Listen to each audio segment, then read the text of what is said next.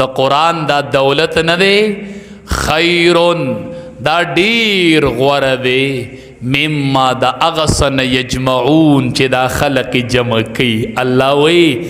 تاسو چې څومره جایدادونه جمع کړي دي څومره اکاونټ او بینکونو کې بیلنس جمع کړي دي هو خیر مما یجمعون دا قرآن دا اغي ټولو نه غوره شو. اغا ټول بینک بیلنس د قرآن نه قربان اغا ټول جیدادونه د قرآن نه قربان. الله وای هو خیر مما یجمعون دا قرآن ډیر غوره دی د هغه څه نه چې څه دې خلقو جمع کړي دي. بله ترجمه قرآن ډیر غوره دی مما د هغې ډیګرونه او د هغې عهدونه یجمعون چې د خلقو جمع کړي دي. نو څه معنا د قرآن ډیګري د دنیا د ټولو ډیګرونه غوره ده چې نن الله ستاسو بچو ته نصیب کړله د دې نه ټولې ډیګرۍ قربان دې ته ټولې ډیګرۍ لوږې کول هو خیر مما یجمعون. د قرآن ډیګري چې د چا سره شته د قرآن لیبل چې چا سره شته د دنیا ټولې ډیګرۍ تینا قربان. ډاکټران انجینیران افسران دا ټول تینا الله وی قربان. ځکه قربان چې د مانځه ټیمو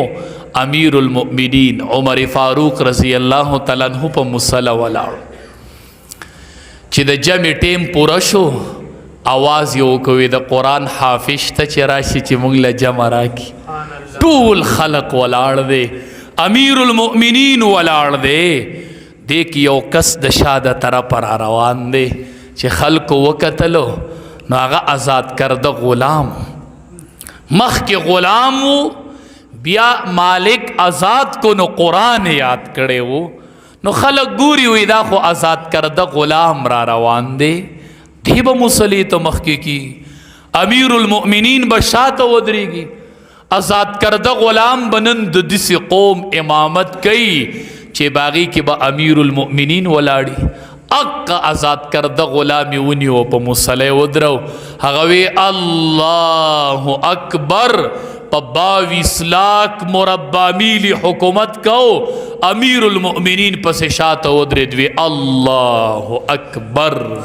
د قرآن دا ډیګري ده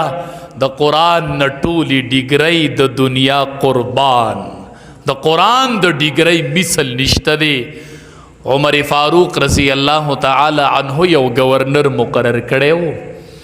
هغه راولګېدو د محکمه جنگلات یو ناظمي مقرر د ځنګلاتو مشر چې عمر فاروق رضی الله تعالی عنہ راغی وی گورنر دی سوک دا محکمه جنگلات ناظم دی سوک مقرر کوي ابن ابزا وی دا سوک دے وی دا غلام دے زما. عمر فاروق رضی اللہ تعالی عنہ ورتوی آزاد سڑے دی نموندو مشری خلق غلام لورک مشری خود آزاد حق دے هغه ورتوی حضرت اگرچہ غلام دے خلوستن کې د قرآن دے ما خولی دی او چې ډیر قرآن به لوستو ما خود د قرآن لوستو ته کتلیو حضرت ما خود د قرآن ته کتلیو ما غلام والی ته نو کتلی. عمر فاروق رضی اللہ تعالی عنہ فرمائل ان اللہ یرفع بهذا الكتاب اقواما ویزع به آخرین. اللہ وی پدی قرآن سر ډیر قومونه اوچتئی ای دی غلام د محکمه جنگلات ناظم مقرر کو زکه دا لوستن کې د قرآن. د احد موقعه شهدا ډیر دی قبرونه کم دی. امام الانبیاء صحابه کرام تو فرمایل وی دو صحابه په یو یو قبر کې دفن کوي قبرونه کم دی او شهدا ډیر دی وی دو په یو یو قبر کې گدی نو چې کله دو مړي قبر کې خخوي داغي طریقه داسې ده یو به داسې ړومبی کې دی بل به پسې داسې کې داسې به نه ږدي ګورئ داسې به ږدي یو داسې قبلې طرف ته بل بیا داسې بل بیا داسې په دې ترتیب به ږدي مړي صحابي راغی وی د الله حبیبه چې دوه شهیدان پراته دي دواړو پتا د الله په دین سرونه قربان کړي دي نو چې دا شهدا په دې قبر کې ږدو نو قبلې ته پکې ړومبی کم یو ږدو دا خو دواړه ستا صحابه دي دواړه شهیدان دي او بیا د احد شهدا دي نو کم یو پکې ړومبی قبلې ته ږدو بیا ورپسې به دا بل ږدو نبی کریم صلی الله علیه وسلم ورته فرمایل وی چې د چا مرتبه اوچتې هغه ړومبی ږدی قبلې ته د مرتبې خاوند ږدی وی د الله حبیبه پته به څنګه لګي چې دې کې د چا مرتبه اوچت دا خو یو پټه معامله ده او ټول شهدا دي نبی کریم صلی الله علیه وسلم ورته فرمایل وی د قرآن حافظ پکې ړومبی ږدی قبلې ته د قرآن حافظ ګورئ په شهداو کې هغه ړومبی ږدی چې چاته شل پاری یادې دی هغه ړومبی لسو پارو والا ورپسې پنځو والا ورپسې خو د قرآن چې چاته ډیر یاد هغه ړومبی قبلې ته ږدی دا د الله په نس باندې ډیر عزتمند دی دا د الله په نس ډیر وړ دی چې د هغه په سینه کې قرآن پروت دی په دې شکر وباسئ طلباو طالباتو معلماتو معلمینو او علماو په دې زمونږ د الله نه په کروڑ پیری شکر دی الله چې مونږ ته دا دولت را نصیب کړي اسم نه غواړو رضینا قسمت الجبار لنا علم وللجهال مال الله په دې تقسیم مونږ رضا یو چې مونږ لدی علم را کو جاهلانو لدی مال ورکو رضا یو فی ځکه مال به ډېر زر پناه شي او علم چې دی هغه به باقي به نه پناه کی علم نه پناه کیږي علم به باقي په علم زوال نه راځي او په مال به زوال راشي ختم بشي الله په دې تقسیم دی رضا یو زمونږ علم خوښ دی زمونږ مدرسې او طلبا خوښ دي زمونږ دی وړو ته الف با تا خودل خوښ دی الله دام خوښه ده الله دا فخر ګڼو الله دا خپل سعادت ګڼو رب العالمین چې تا زمونږ د قرآن دولت نصیب کړی دی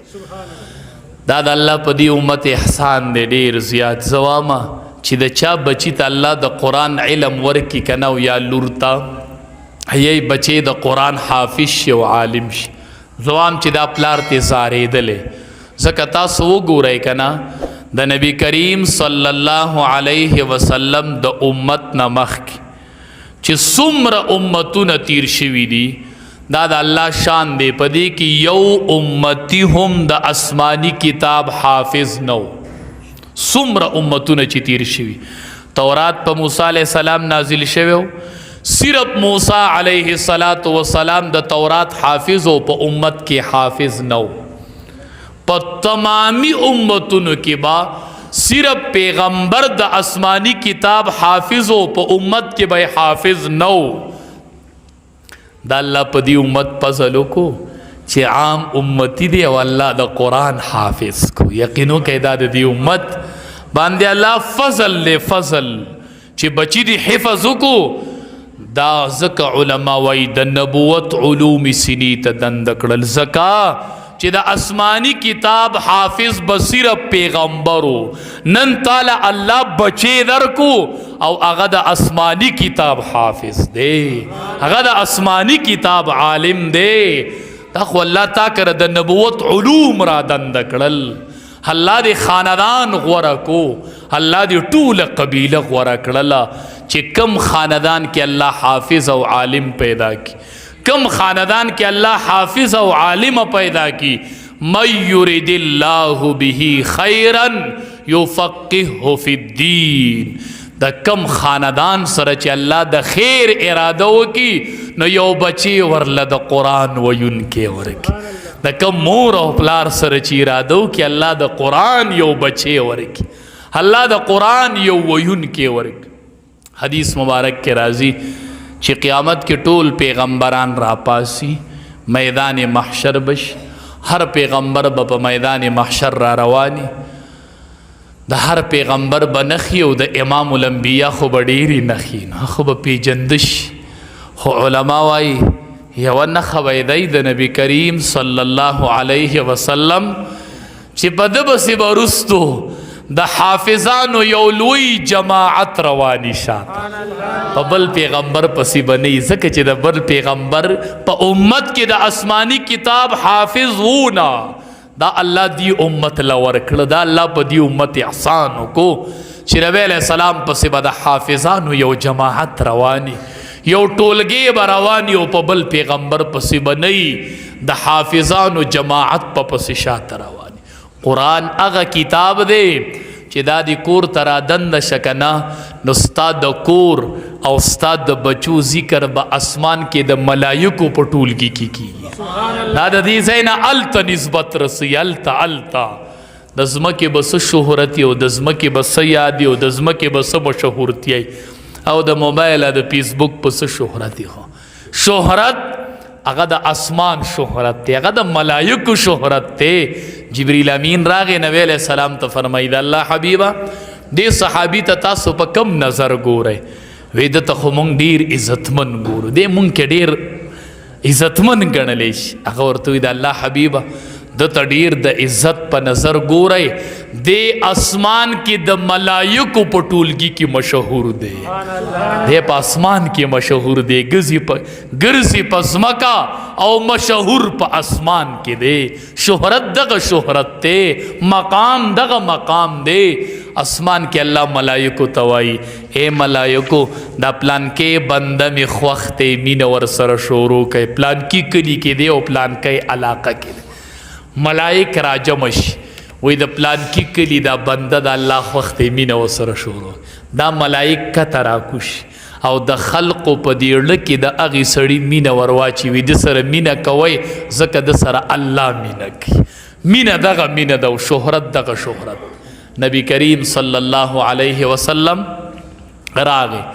یو صحابی دی ابی ابن کعب رضی الله تعالی عنه ورته